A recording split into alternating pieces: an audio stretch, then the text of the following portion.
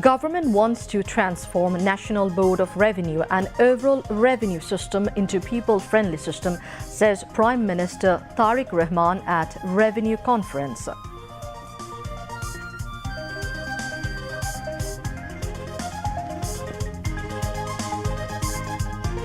Prime Minister Tariq Rahman launches program to distribute 20,000 raincoats among tea garden workers.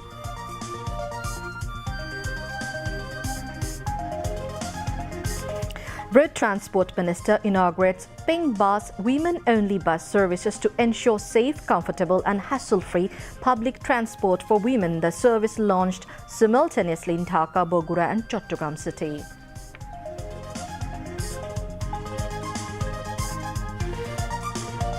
Home Minister inaugurates artificial intelligence-based auto-fine system on Dhaka-Chattogram highway.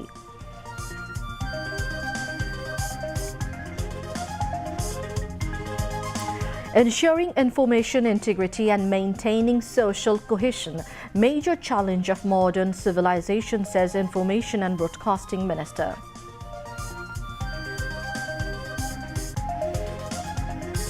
Currently, no fertilizer shortage in the country, rather stock of fertilizer this year higher than the last year, informs Agriculture Minister.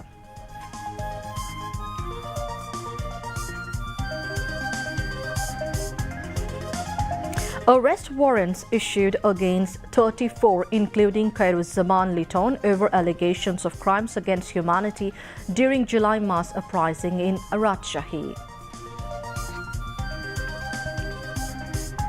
US not to extend duration of Memorandum of Understanding signed with Iran, secret communications with IRGC, claims Donald Trump. Tehran rejects. And in golf test, Sri Lanka need 288 more runs to win against India on final day tomorrow. Assalamu alaikum viewers, I am Tanzila Manar Sultana, welcoming you all to News at 10. You have just heard the headlines, now moving on to news in details.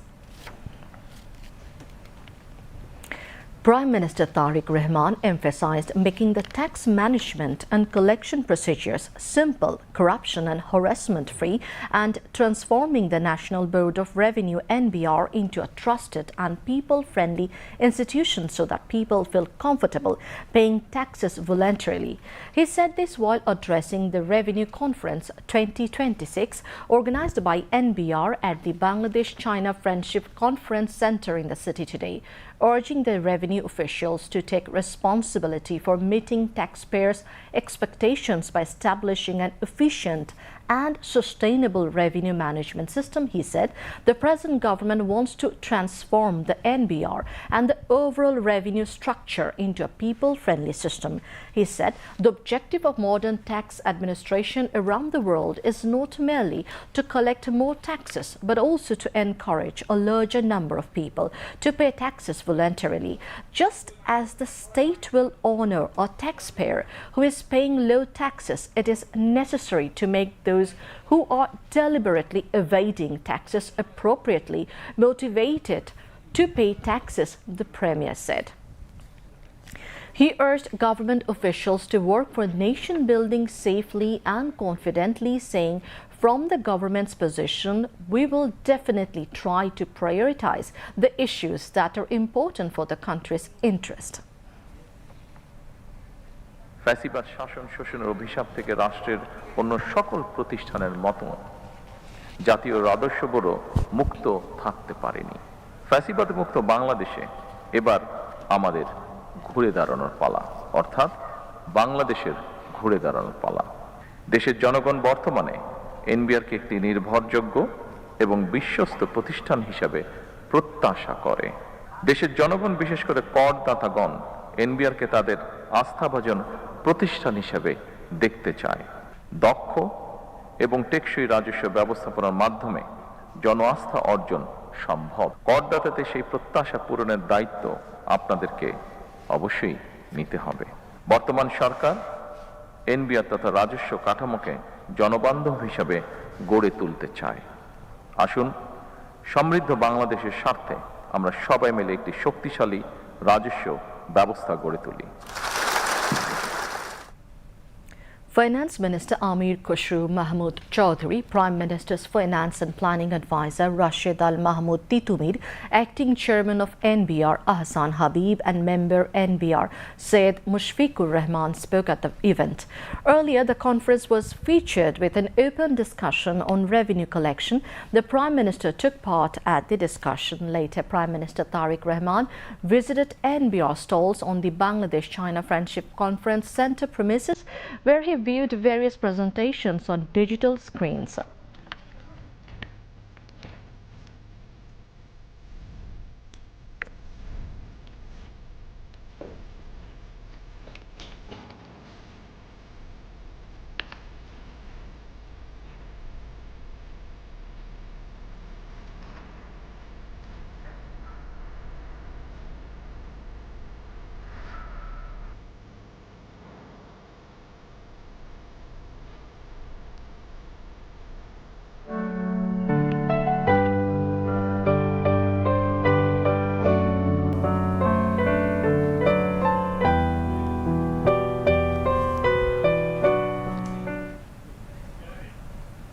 Prime Minister Tariq Rahman has inaugurated the distribution of 20,000 raincoats among tea estate owners, workers in the Sylhet division supported by the CSR funds of the private sector.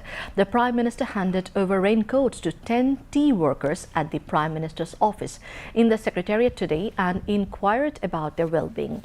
The initiative undertaken by the Ministry of Social Welfare aims to ensure protection against adverse weather and create a safe working environment for workers employed in tea estates across Sylhet, Maulavi Bazar and Hobiganj districts.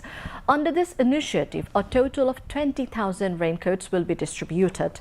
Among this, the Bangladesh Association of Pharmaceutical Industries will provide 10,000, Chevron Bangladesh 5,000 and Pandugar Group 5,000 raincoats. Speaking at the event, Prime Minister Tariq Rahman said that if everyone in society steps forward a little, it is possible to solve even very big problems, assuring the private sector of government cooperation in humanitarian and social initiatives.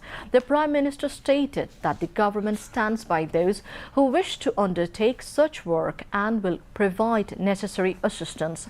On the occasion, representatives of the private sector said that alongside business activities playing a responsible role in the welfare of backward and working class people is also part of the private sector's social responsibility. They expressed their interest in remaining involved in such initiatives in the future, in coordination with the government to improve the living standards and working conditions of tea workers and other marginalized communities. On behalf of the tea workers, gratitude was expressed to the Prime Minister, the government and the organizations providing the raincoats for this initiative. Social Welfare Minister Professor Dr. A.Z.M. Zahid Hussain, Commerce and Industries Minister Khondokar Abdul Muqtadir, Labour and Employment Minister Ariful Haq Chaudhary and State Minister for Social Welfare Farzana Sharmeen, among others, were present at the event.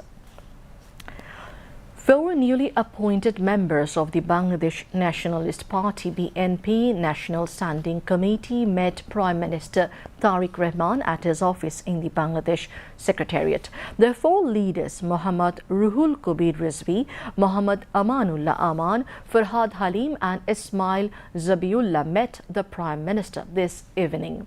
BNP Standing Committee member and Home Minister Salahuddin Ahmed was present on the occasion. Earlier in the morning, the 4 newly appointed leaders paid tribute to the memory of BNP founder Shaheed President Zia Rahman and former Prime Minister Begum Khaleda Zia by placing wreaths at their graves in city's Shiribangla Nagori area. On August 15, BNP Chairman Tariq Rahman nominated the 4 leaders as members of the party's National Standing Committee. Women have to travel to various places every day for work and other needs, but commuting on local buses often exposes them to considerable difficulties and harassment. The current government had pledged in its election manifesto to introduce women-friendly transportation to reduce these problems. In line with that pledge, the BRTC's special pink bus service has been launched within the government's first 180 days as part of efforts to provide women-friendly transportation. Road Transport, Bridges, Railways and Shipping Minister Sheikh Rabiul Alam inaugurated the service today in Dhaka, Bogura and Chattogram. The BRTC chairman said that following the Prime Minister's directive to ensure safe transportation for women, an initiative has been taken to allocate 100 buses at a cost of 400 crore taka.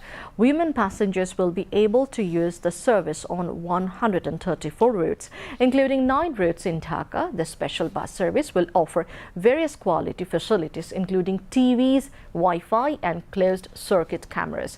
In Ghazipur, BRTC has prepared female drivers and assistants physically and mentally through special training. The female drivers said they are now ready to operate the buses while dealing with various challenges on the roads.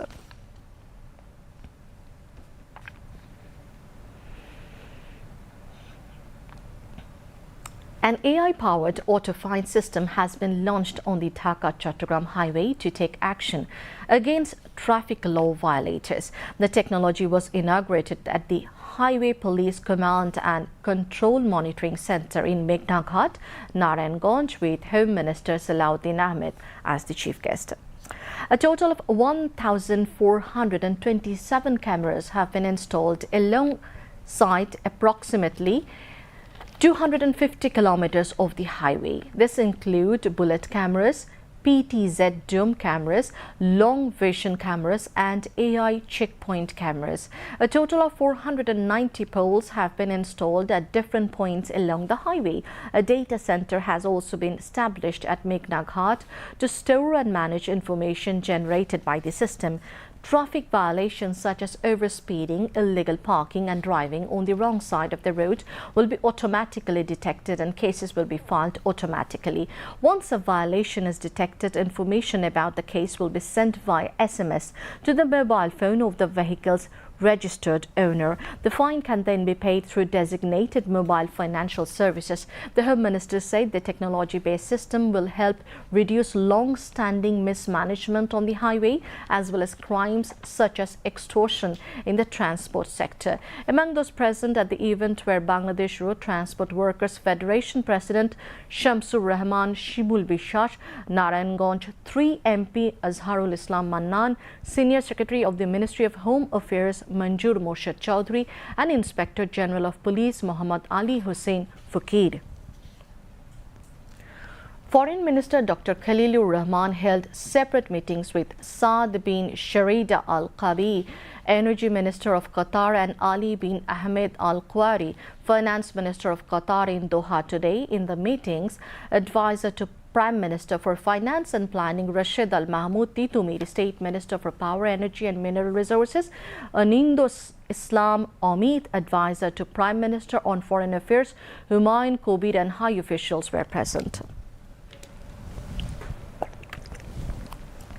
During the meetings, the two sides discussed issues of mutual interest with particular focus on strengthening bilateral cooperation in the energy and financial sectors. They agreed to establish joint working groups to follow up on the issues discussed and advance mutually beneficial cooperation in these areas. Foreign Minister invited both Qatari ministers to visit Bangladesh at their mutual convenience. The Foreign Minister is currently visiting Doha on a 2-day official visit, leading a high-level Bangladesh delegation. During the government's first 180 days, the living standards of marginalized communities have been improved and social security strengthened through the family card, farmer card and various allowance programs. These government initiatives to support marginalized people are becoming a sign of a more secure future, transforming their lives and stories. Sometimes it is crop losses and other times rising prices of essential commodities. Against this backdrop, the farmer card, family card and various government allowances and social security programs have brought relief to many marginalized people. From today's relief to tomorrow's dreams, these initiatives are helping people look forward to a better and more secure life. One of the key social security initiatives taken by the BNP government during its first 6 months in office is the Family Card program. The program was launched to provide direct financial support to women from extremely poor and low-income families. For families who received the cards 5 months ago, the support is not just a monthly allowance, it has also given women an opportunity to contribute to their household expenses. For women who cannot earn on their own, the regular financial support helps them meet their family's needs. Prime Minister Tariq Rahman launched the Family Card program on 10th March at the TNT ground in Bonani near Korail Islam in the capital. Each family receives 2,500 taka per month. However, the government plans to expand the program beyond the pilot phase. It aims to develop the family card into a foundation for an integrated social protection system. According to government plans, the coverage will be expanded in the future while the system will be linked with food, education and other social support programs. For many women, the family card is now becoming a symbol of self-reliance and an opportunity to play a greater role in supporting their families. Information and Broadcasting Minister Zohiruddin Shapon has said providing accurate information and keeping society united is now a big challenge for the current civilization. The minister said this while addressing a dialogue titled Information Integrity and Social Cohesion in Bangladesh Policy, Platform Accountability and Collective Action at a hotel in the capital today. The program has been jointly organized by Norwegian government and the United Nations Development Program UNDP. Regarding the misuse of artificial intelligence and technology, the minister said that many professionals and young people are increasingly becoming overly dependent on AI technology instead of using their own innovative abilities, which is undermining originality and integrity in their work. In the age of the internet, everyone needs to be cautious about understanding the pros and cons of artificial intelligence or AI and the changing nature of the media, he added. Referring to the ongoing transformation of newspapers, the minister said traditional media outlets are now generating significant revenue from digital and multimedia platforms alongside their conventional operations. In this era of transformation, the media, the state and non-political stakeholders must work together to ensure the free flow and quality of accurate information, he added. In this age of social media and the internet, artificial intelligence or AI is now a reality, the minister said. But when it comes to keeping up with the peak of technology, it is important to understand both the positive and negative sides of the artificial intelligence, he added. The High Court has dismissed a writ petition challenging the validity of Article 70 of the Constitution, which concerns the loss of a parliamentary seat for voting against one's political party in the National Parliament, as well as the legality of the schedule for the presidential election. A High Court bench comprising Justice Khizr Ahmed Chaudhary and Justice A.F.M. Saiful Karim issued the order today following a hearing on the writ petition. Supreme Court lawyer Yunus Ali Akhand filed the writ on August 13 and argued the petition himself. Attorney General Mohammad Ruhul Quddus Kajol represented the state during the hearing. The Election Commission announced the schedule for the country's 23rd presidential election on August 6. According to the schedule, voting will be held on Thursday. The writ petition sought a rule asking why Article 70 should not be declared inconsistent with the Constitution and why the Election Commission's schedule for the presidential election should not be declared beyond its legal authority.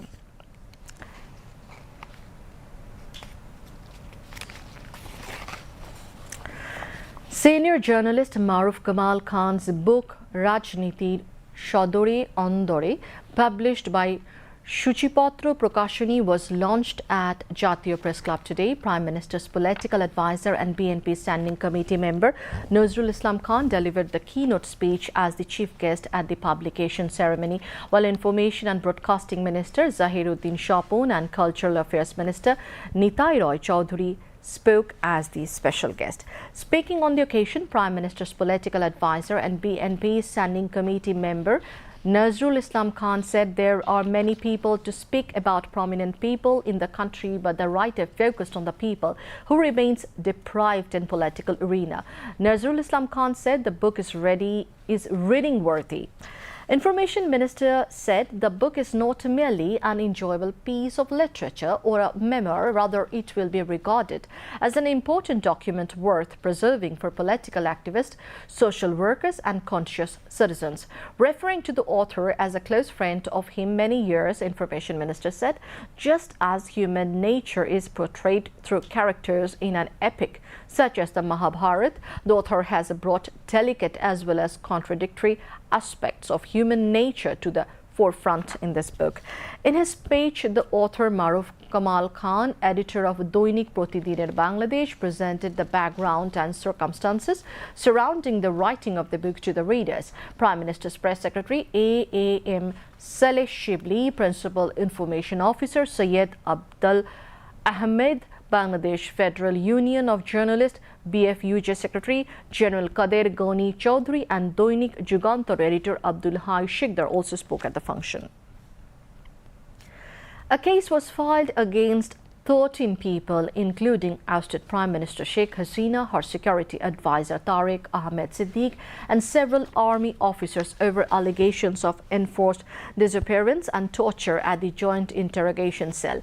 The testimony in the case was recorded at International Crimes Tribunal 1.